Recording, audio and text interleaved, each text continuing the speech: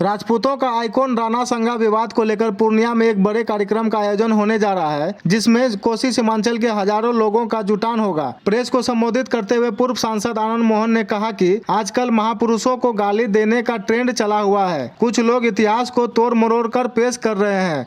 साथ ही लोकतंत्र के मंदिर संसद भवन से गलत बयानबाजी किया जा रहा है। इसलिए वक्त का तकाजा है कि ऐसे लोगों पर कार्रवाई के लिए कानून बने। आनंद मोहन ने कहा कि 23 अप्रैल को इसको लेकर पूर्णिया में आक्रोश मार्च निकाला जाएगा। साथ ही उन्होंने कहा कि पटना के बिहटा में बन रहे एयरपोर्ट का नाम बाबू वीर कुंवर सिंह के नाम पर होना चाहिए, क्योंकि इस एयरपोर्ट के निर्माण के लिए सबसे ज्यादा जमीन बापू कुंवर सिंह के परिवारों ने दी है।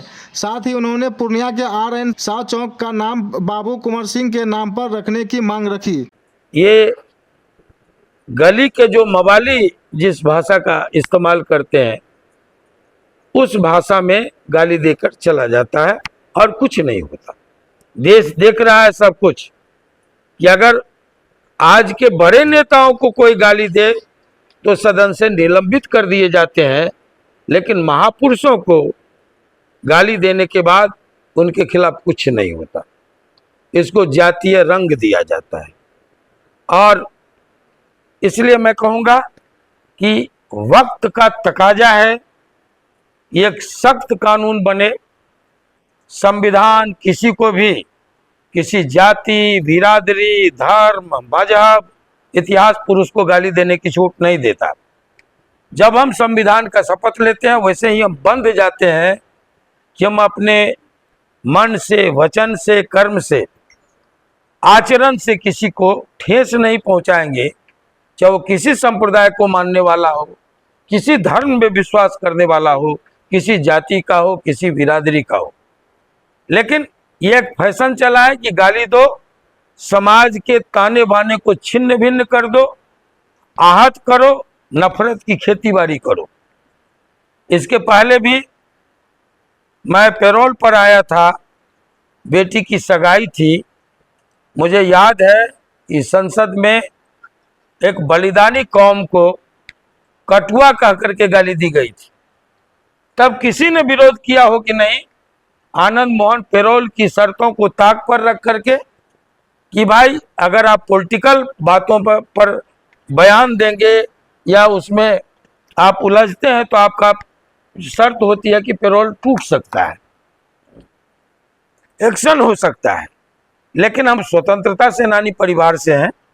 हमारे परिवार के 6 लोगों ने, आधे दर्जन लोगों ने असीम कुर्बानियां दी थी देश की स्वतंत्रता के लिए, मुल्क की आज़ादी और मुल्क में लोकतंत्र, जमहूरियत की बहाली के लिए।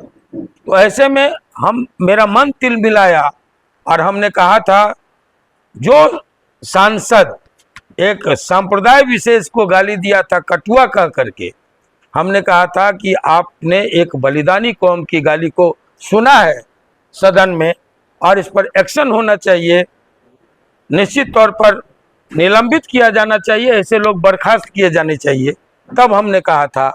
उसके बाद ठाकुर का कुआं आया, फिर एक शख्स जिसने संविधान का शपथ लिया और शपथ लेकर के फिर एक जाति विशेष को टारगेट करके बिना संदर्भ के, बगैर किसी संदर्भ के, संदर्भ क्या था? स्त्री विमर्श, महिला आरक्षण, लेकिन गाली देकर जाति विशेष को चले गए लोग। तब भी मैंने कहा था, बड़ी चिल्पों मचा था देश भर में कि आनंद मोहन ने कहा कि राख से जीभ खींच करके और आसन पर उछाल देंगे।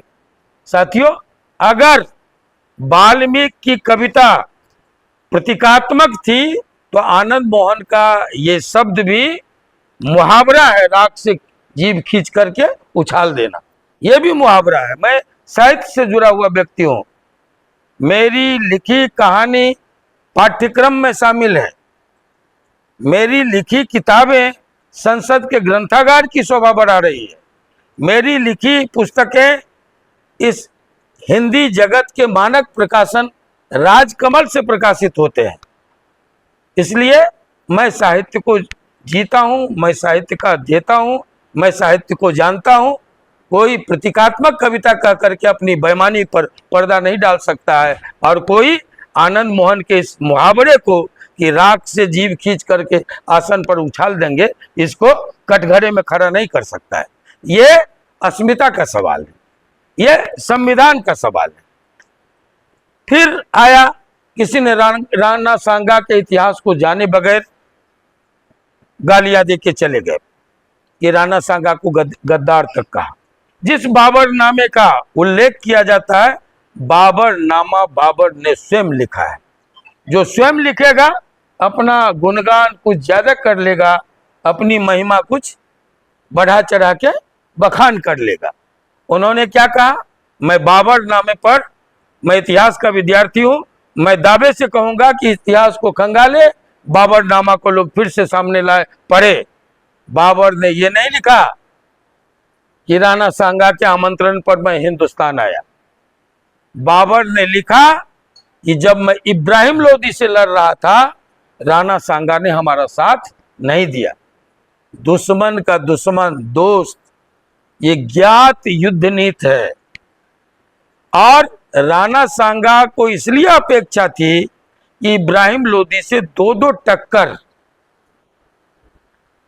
राणा सांगा का हुआ, जिसमें पूरी तरह इब्राहिम लोदी को राणा सांगा ने पराजित किया। और जब बाबर आए इब्राहिम लोदी से लड़ने, तो हो सकता है उनके मन में ये अपेक्षा हो कि राणा सांगा हमारी मदद करे। लेकिन मैं आपको बताऊं, आंख में आंख डाल करके उन मूर्खों से मैं कहना चाहूंगा जो मूर्खता भरी बात सदन में करते हैं कि इब्राहिम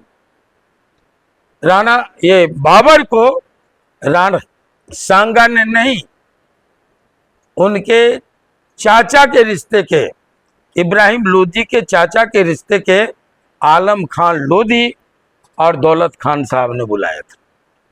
ऐतिहासिक सत्य ये, जो दो बार इब्राहिम लोदी को हराया, उनके बेटे को गिरफ्तार करके मेवाड़ ले गया और उदारता दिखाते हुए हरजाना लेकर के लौटा दिया। उनको हराने के लिए लोदी जी, ये इब्राहिम लोदी को हराने के लिए किसी बाबर की मदद की